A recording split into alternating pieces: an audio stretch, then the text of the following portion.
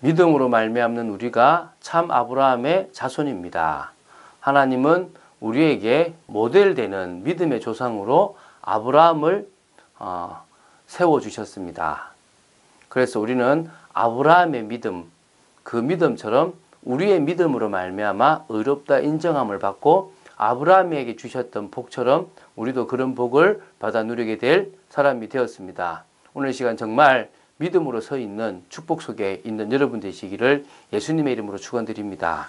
갈라디아서 3장 8절부터 14절, 그래서 아브라함에 대한 이야기를 좀 더 본격적으로 시작합니다. 그래서 아브라함이 하나님을 믿음에 그것을 의뢰하겠다고 3장 6절에 이야기하고 있고, 그래서 아브라함처럼 우리도 믿음으로 말미암아 아브라함의 자손이고 아브라함의 유업을 이을 수 있다라고 얘기합니다. 그러면서 이제 또 아브라함에 대한 이야기를 풀어갑니다.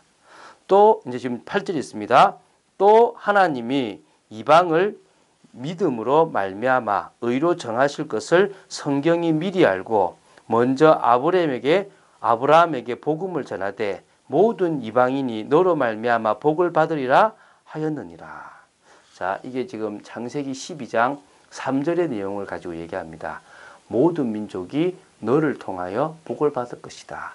너를 축복하는 자는 복을 받고 너를 저주하는 자는 저주를 받을 거다라고 얘기하고 있거든요. 그럼 이게 무슨 말이냐면 처음부터 하나님은 아브라함을 부르시기 전부터 이방을 향한 계획을 갖고 계셨다는 겁니다. 이걸 이스라엘이 모르고 우리만 선민이고 이방인들은 정말 할례받지 못한 저들은 개만도 못하다라고 생각을 하는 어리석은 생각에 빠진 겁니다. 오늘 근거를 아브라함을 근거로 바울이 이야기합니다. 이방인을 향한 계획을 처음부터 갖고 계셨다. 우리를 향한 계획을 처음부터 갖고 계신 겁니다. 바울이 나를 택하신 것이 이 갈라디아서에서는 태중에 짓기 전에 태중에서부터 이미 택했다고 얘기했고 뭡니까? 로마서에서는 창세전에 얘기했습니다. 우리도 마찬가지입니다. 창세전에 하나님이 우리를 뭐 했다고요? 택하셨습니다. 그리고 예정하셨습니다. 오늘 그 근거도 또 여기 나오지 않습니까? 하나님이 이방을 믿음으로 말미암아 의로 정하실 것을 성경이 미리 알았다고, 성경에서 미리 증거했다고 얘기합니다. 먼저 아브라함에게 복음을 전해주신 겁니다. 이방을 복음화시키기 위해서 먼저 1단계로 아브라함을 복음화시킨 겁니다. 그리고 너 때문에 모든 민족이, 모든 이방인이 복을 받을 것이다 라고 얘기한 겁니다. 그러므로 믿음으로 말미암은 자는 믿음이 있는 아브라함과 함께 복을 받느니라.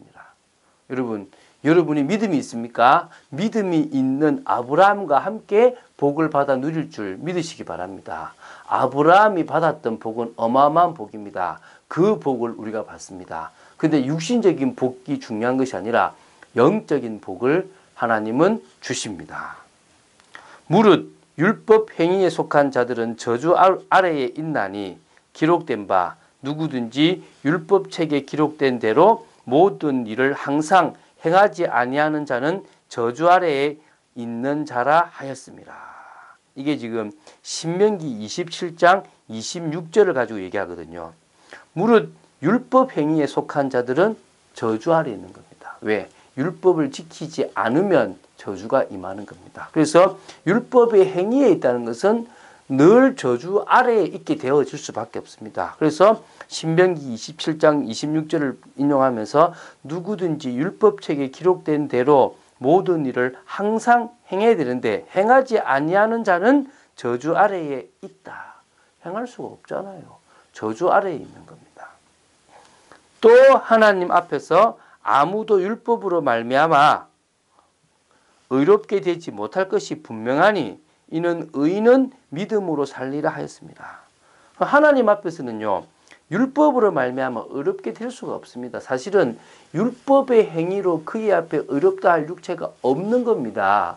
율법으로 죄를 깨닫게 하기 위한 거라고 로마서 3장이 이야기하고 있지 않습니까? 이걸 이제 더 깊이 푸는 게 그 내용이라고 보시면 되는 겁니다. 한마디로 말하면 하나님 앞에서 아무도 율법으로 말미암아 의로울 수 없는 겁니다. 율법의 행위로 하나님 앞에 의롭다 할 육체가 없다는 말인 거죠. 의인은 믿음으로 살리라.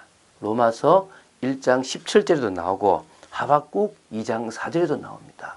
오직 의인은 믿음 아니고서는 살아갈 수가 없습니다. 또 나옵니다. 율법은 믿음에서 난 것이 아니니 율법을 행하는 자는 그 가운데서 살리라 하였느니라. 이게 지금 레위기 18장 5절을 인용한 겁니다. 율법을 행하는 자는 율법 가운데서 살아야 되는 거예요. 율법을 벗어날 수가 없습니다. 율법은 절대 믿음에서 난 것이 아닙니다. 율법은 행위고 자기의입니다. 그래서 결국은 저주 아래에 있을 수밖에 없는 거죠. 그런데 다른 복음이 없다는 말이 무슨 말이냐면 이 율법으로 다시 들어가려고 하는 그 모습을 보면서 왜 들어가려고 하느냐? 왜 다시 율법으로 들어가려고 하느냐? 여러분 하나님의 은혜가 얼마나 큽니까? 왜 다시 행위로 가려고 그러고 왜 다시 종교로 가려고 하고 왜 다시 뭔가의 기준으로 가려고 합니까? 그러지 마십시오. 복음의 본질을 회복하시기 바랍니다. 기독교가 종교가 되어져 버리면 끝나버립니다. 자, 그래서 또 얘기합니다. 그리스도께서 우리를 위하여 저주를 받은 바 되사 율법의 저주에서 우리를 속량하셨으니 기록된 바 나무에 달린 자마다 저주 아래에 있는 자라 하였습니다. 유대인들이 이것 때문에 예수를 그리스도라고 인정하지 않는 부분입니다. 그런데 우리 초대교회의 귀한 제자들은 이것 때문에 예수님이 바로 뭐라고요? 그리스도라고 얘기하는 겁니다. 이게 신명기 21장 23절에 나오는 겁니다. 뭐라고요? 나무에 달린 자마다 저주 아래 있다. 그래서 나무에 달리는 사람을요, 사람 취급 안 하는 거예요. 근데 예수님이 나무에 달린 겁니다. 왜 예수님이 저주 아래 있습니까? 인류의 죄를 지시고 친히 저주 아래에서 그 저주를 다 감당하신 겁니다. 그래서 그리스도께서 우리를 위하여 저주를 받은 바 되사 율법의 저주에서 우리를 속량하셨다. 똑같은 걸 보는데요. 율법에 있는 사람들은 그래서 예수가 그리스도가 아니다 얘기하고요. 초대교회는 그래서 예수가 그리스도라고 얘기하는 겁니다. 오늘 여러분들의 눈에는 그래서 예수가 그리스도구나가 되어지게 되길 바랍니다. 믿습니까? 그래서 예수가 그리스도입니다. 우리가 짊어져야 될 저주, 내가 저 나무에 달려야 되는데 주님이 달리신 겁니다. 주님이 끝내신 겁니다. 이는 그리스도 예수 안에서 아브라함의 복이 이방인에게 미치게 하고 또 우리로 하여금 믿음으로 말미암아 성령의 약속을 받게 하려 합니다. 여러분이 그리스도 안에 있는 겁니다. 그리스도를 믿는 사람들인 겁니다. 그 사람들은 아브라함의 복을 똑같이 받아 누릴 수 있습니다. 이방인에게 미치게 되었으니까요. 그래서 우리로 하여금 믿음으로 말미암아 성령의 약속을, 이게 중요한 겁니다. 제가요, 많은 믿음의 사람들을 봤는데 하나님에 대한 정말 사랑이 없는 사람들의 특징이 성령의 은혜를 받지 못한 사람들이에요. 성령의 은혜를 받은 사람들은 하나님을 향한 진정한 사랑이 있는 겁니다. 여러분, 성령의 약속을 받게 되기를 바랍니다. 성령의 역사 속으로 들어가게 되길 바랍니다. 왜 집중합니까? 왜 기도합니까? 내 힘으로는 제대로 신앙생활 할 수 없어요. 하다가 넘어지고 하다가 또 결국은 좌절합니다. 성령이 우리 속에 역사하시면요, 성령의 원동력으로 되어집니다. 저는요, 저를 위해서는 제대로 된 게 없어요. 저는 학원도요, 돈 그렇게 많이 내고 제대로 다녀본 적이 없는, 저를 위해서는 잘 뭘 못하는 사람이었습니다. 그런데요, 성령이 역사하시니까 지금까지 변함없이 주의 일을 하고 주님의 그 귀한 사람으로, 믿음의 사람으로 서 있는 겁니다. 저는 이 성령의 약속을 받았습니다. 성령의 역사를 체험했습니다. 여러분, 성령의 역사를 체험하게 되는 여러분 되시기를 예수님의 이름으로 축원드립니다. 그래서 예수님께서 십자가를 친히 지시면서 저주 아래서 우리를 속량하신 겁니다. 끝내신 겁니다. 그게 바로 그리스도의 일입니다. 그리스도를 통하여 이루신 속죄입니다. 그리스도를 통해서 이루신 완전한 해방과 자유입니다.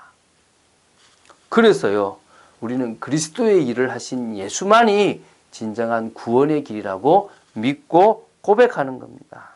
이제 우리가요, 진짜 근본을 회복하는 운동을 해야 됩니다. 하나님의 것을 회복하는 운동을 해야 됩니다. 현장을 회복하는 운동을 해야 됩니다. 이게 무슨 말이냐?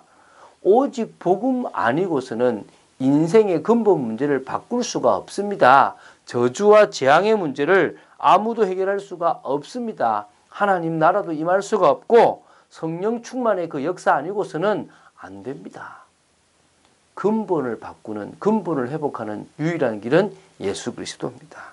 또 하나님의 것을 회복하는 것, 복음이 회복되면요, 진짜 오직의 것이 회복되고 유일성의 것이 회복되고 재창조가 되어집니다. 그러면요, 재창조의 응답과 축복이 나타나는 겁니다. 그래서 뭡니까? 우리를 통하여 세계화의 응답까지, 현장을 변화시키는 응답까지 하나님은 허락하시는 겁니다.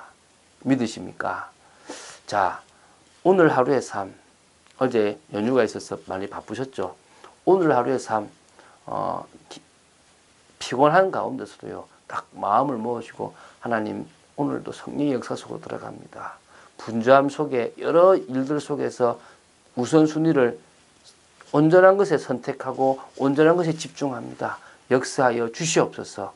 기도할 때 하나님은 분명히 역사하시고 오늘 하루의 삶도 성령의 역사로 되어지는 삶, 아브라함의 주셨던 그 복을 받아 누리는 삶, 이제는 우리에게 하나님이 주시는 은혜를 주시는 그 은혜로 살아가는 축복된 인생이 될 줄로 믿습니다.